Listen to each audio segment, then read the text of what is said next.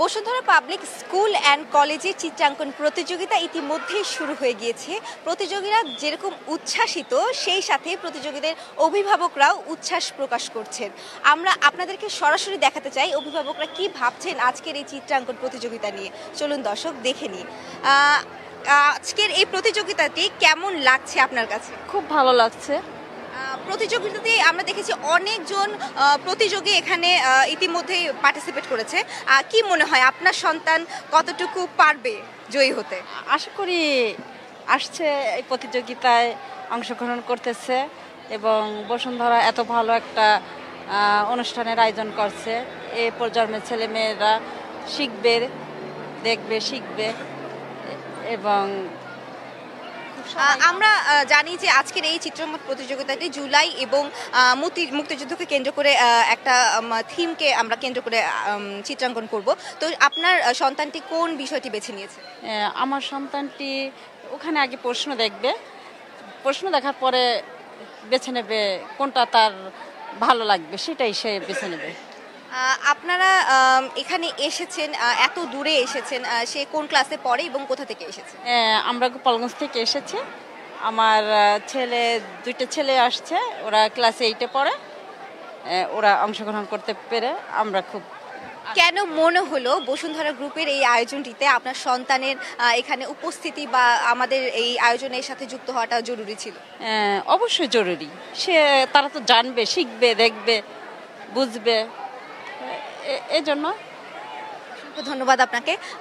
দর্শক, আমরা এই মুহূর্তে আরেকজন অভিভাবকের কাছে যেতে চাই, যিনি বলবেন তার সন্তান কেন আজকের এই প্রতিযোগিতাটিতে পার্টিসিপেট করেছে। একটু কথা বলতাম আপনার সাথে। আসসালামু আলাইকুম। ওয়ালাইকুম আসসালাম।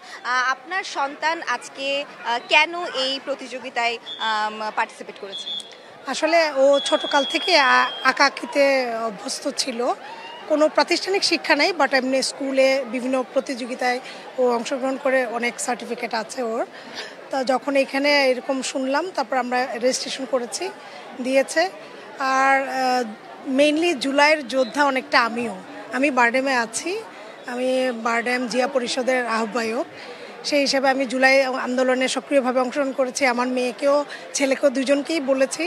ওরা সেটা থেকেই উদ্বুদ্ধ হয়ে যখনই শুনেছে যে 71 থেকে 24, তখনই ওরা বলেছে যে না মা, আমরাও অ্যাপ্লাই করব, চলো আমরা অংশগ্রহণ করি।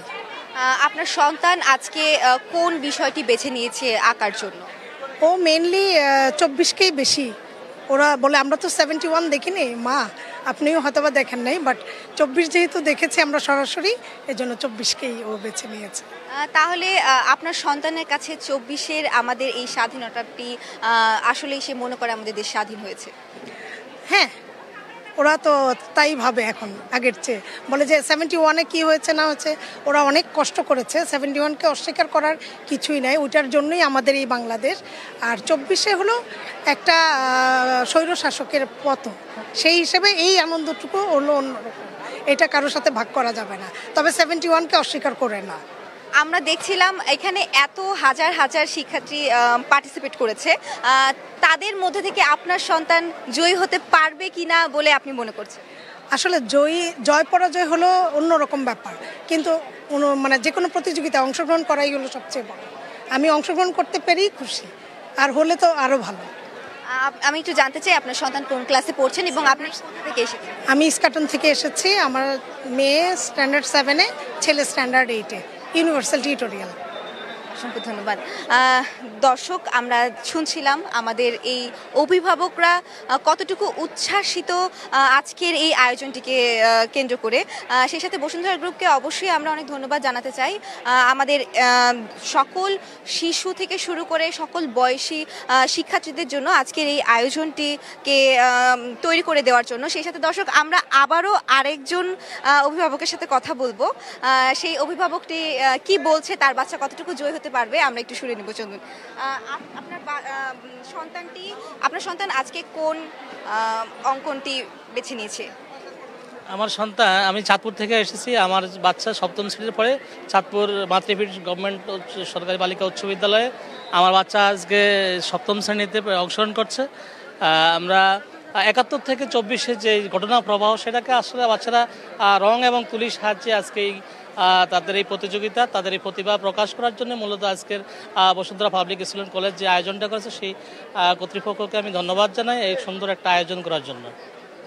আপনার যে সন্তান এসেছে তিনি কতটুকু এই হাজার হাজার শিক্ষার্থীর মধ্যে জয়ী হতে পারবে বলে আপনি মনে করছেন? আমার বাচ্চা চাঁদপুর জেলায় অনেক প্রোগ্রামেই সে প্রতিযোগিতায় পুরস্কার পেয়েছে এবং গত 1 মাস আগে ওয়ান্ডারফুল কেক প্রতিযোগিতাও সে সেখানে ভালো ফল অর্জন করছে। আমি আশাবাদী সে ভালো একটা ফল এখানে অর্জন করতে পারবে। অসংখ্য ধন্যবাদ আপনাকে। সেই সাথে দর্শক, আমরা সকাল থেকে এখানে উপস্থিত রয়েছি, সেই সাথে শিক্ষার্থী সহ শিক্ষার্থীদের অভিভাবকরাও সকাল থেকে এখানে আসছেন এবং শুধু আমি নই দর্শক, আমার সাথে আমার সহকর্মী এখানে রয়েছেন। তার কাছে একটু জানতে চাই যে তিনি কি দেখলেন সকাল থেকে এখানকার বর্তমান পরিস্থিতি। চলুন দর্শক একটু শুনে নি তার কাছে এখানকার বর্তমান পরিস্থিতি সকাল থেকে কিরকম ছিল। শ্রেয়া, ধন্যবাদ আপনাকে। সকাল থেকে কিন্তু আমরা লক্ষ্য করছিলাম এখানে যে সকল শিক্ষার্থীরা রয়েছে যারা চিত্রাঙ্কন প্রতিযোগিতায় অংশগ্রহণ করছে সেই সকল শিক্ষার্থীদের ঢল কিন্তু আমরা সকাল থেকে লক্ষ্য করেছি। একদম ভোরবেলা থেকে সকাল 6টায় কিন্তু অনেকে এসেছেন। তারপর থেকে কিন্তু আমরা যেমনটি দেখতে পেয়েছি শিক্ষার্থীরা তাদের অভিভাবকদের নিয়ে এসেছেন এবং এখানে 3টি ক্যাটাগরি রয়েছে। 3টি ক্যাটাগরির জায়গায় কিন্তু আলাদা আলাদা পরীক্ষা হচ্ছে এবং কোন ক্যাটাগরির কোন জায়গায় পরীক্ষা হবে সেটি কিন্তু একদম সেই শুরু থেকে দিক নির্দেশনামূলকভাবে নিয়ে আসা হচ্ছিল এবং শিক্ষার্থীরা স্বাচ্ছন্দ্যে প্রবেশ করছেন। তবে যেহেতু অনেক প্রতিযোগিতা ছিল সেক্ষেত্রে কিন্তু আসলে কিছুটা শিক্ষার্থীদের আসতে একটু কষ্ট হয়েছে। এই জন্য কিন্তু আসলে পরীক্ষাটা 30 মিনিট ডিলে করা হয়েছে এবং 10টা 30 মিনিটে পরীক্ষাটা শুরু হয়েছে এবং শিক্ষার্থীরা এখন পরীক্ষা দিচ্ছে এবং দেখছেন অভিভাবক যারা রয়েছেন তারা কিন্তু এখানে অধীর আগ্রহে আসলে অপেক্ষা করছেন কখন তাদের বাচ্চাদের পরীক্ষা শেষ হবে। এবং সবার কিন্তু একটা বিশাল এক্সপেকটেশন আছে, একটা এক্সপেকটেশন নিয়ে এসেছে এবং শুধু ঢাকা না, ঢাকার বাইরে বিভিন্ন জেলা, দেশের বিভিন্ন প্রান্ত থেকে কিন্তু শিক্ষার্থীরা এখানে এসেছে পরীক্ষাটা দেওয়ার জন্য। অসংখ্য ধন্যবাদ। ঠিক তাই দর্শক, আজকের এই প্রতিযোগিতায় শুধু ঢাকা নয়, ঢাকা থেকে বিভিন্ন জায়গার মানুষ এবং শিক্ষার্থীরা আগ্রহের সাথে আনন্দের সাথে আজকের এই প্রতিযোগিতাটিতে অংশগ্রহণ করতে এসেছে। এই ছিল সবশেষ আমার কাছে তথ্য।